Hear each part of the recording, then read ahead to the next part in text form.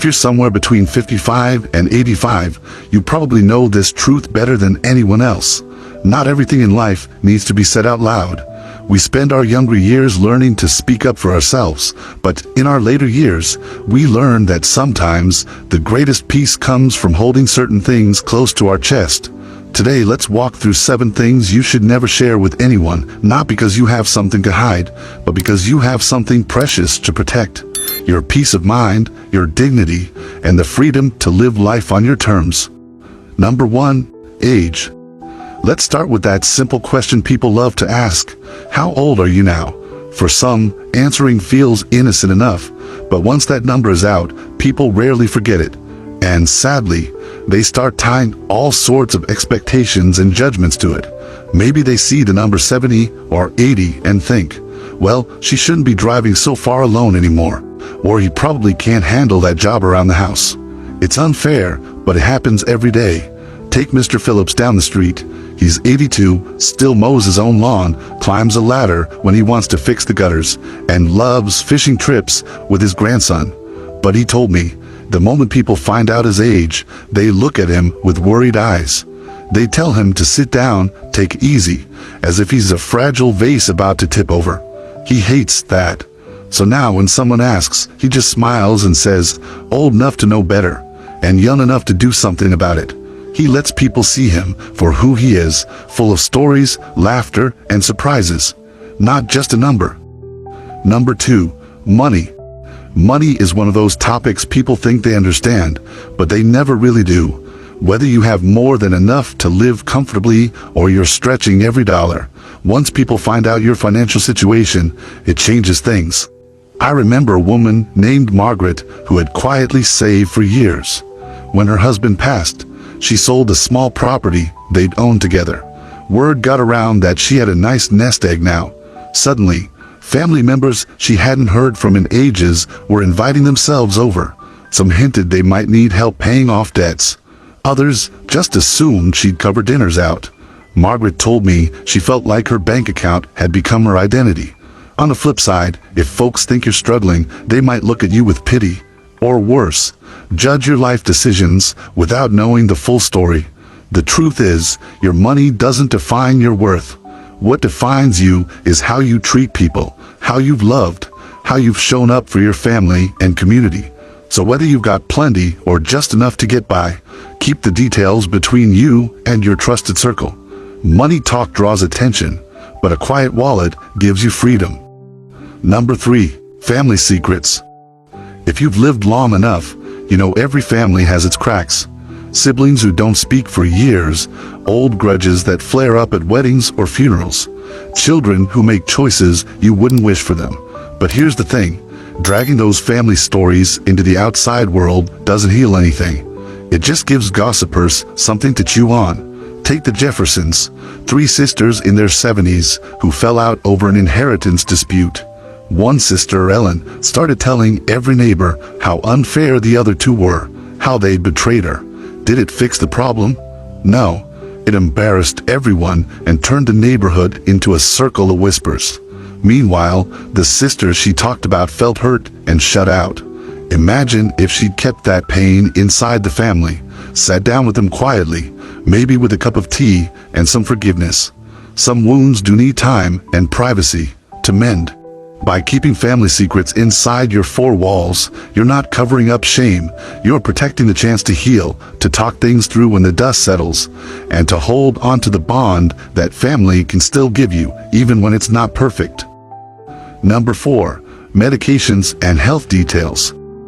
Now let's talk about something that touches all of us eventually, our health. Getting older often means new pills in the cabinet, new doctor appointments to keep, new aches that show up without warning. It can be tempting to talk about every detail with everyone.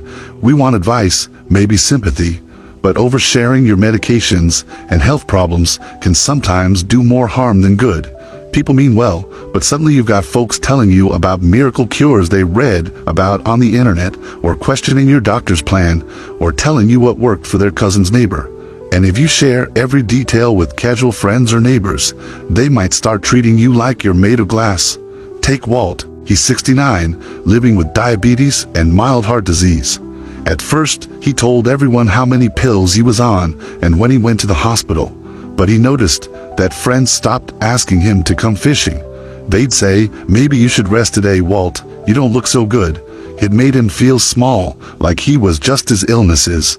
Now he only talks about his health with people he trusts, his doctor, his wife, and his closest buddy who really understands. The rest, he keeps it light. He's learned that you deserve to be seen as a whole person, not a walking chart of prescriptions. Number 5, sexual life. Here's something people don't talk about enough. Intimacy doesn't disappear with age. In fact, for many older couples, it becomes even more meaningful, a deeper closeness, a way to feel young again. But that doesn't mean you should share those details with the world. Some things belong between you and the one you love. I think of Gloria and Frank, who've been together since their 20s. They're in their 70s now, and they found sweet ways to stay close, from cuddling during afternoon naps to holding hands on their evening walks. They don't brag about it or joke about it with neighbors, because that intimacy is sacred. It's the glue that's held them together through all life's storms. Sharing it carelessly can open you up to teasing, judgments, or just plain awkwardness. Protect that part of your life. Let the world see the love in your smiles, your small gestures, your laughter. But keep the most tender details for your hearts alone. Number 6, charity and honor. If you've done good in your life, given money to those in need, helped neighbors quietly, supported your church or community, you should feel proud. But true generosity doesn't need an audience. There's a saying, real charity is done with the right hand so quietly, the left hand doesn't even know about it. When you tell the world how much you've donated, or when you boast about your past successes, it can take away from the goodness of what you did. It can even make others feel small, like they're not doing enough. Think about Mr. Alvarez, a retired teacher who still tutors kids for free on weekends. He never tells anyone. Parents thank him privately. Kids grow up remembering his kindness, and that's enough. As for honor, the truth is, the older you get, the more you realize you don't need to shout about your achievements. The people who matter already know who you are. The neighbors who see you picking up trash on the sidewalk, the family who knows you always put them first, that's the legacy that sticks. Honor grows stronger when you let your actions speak, and your words stay humble. Number 7, insults and past hurts. This one might be the heaviest. Life leaves scars on all of us. Mean words said by people we trusted, humiliations we thought we'd never live down, betrayals that still sting when we think about them.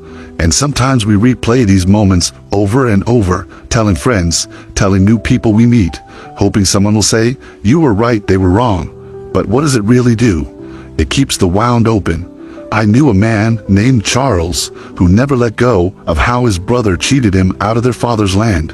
He told that story to everyone for decades. But Charles was the only one still hurting. His brother moved on, the land was sold, and Charles was left with a bitterness that turned his later years into a lonely place.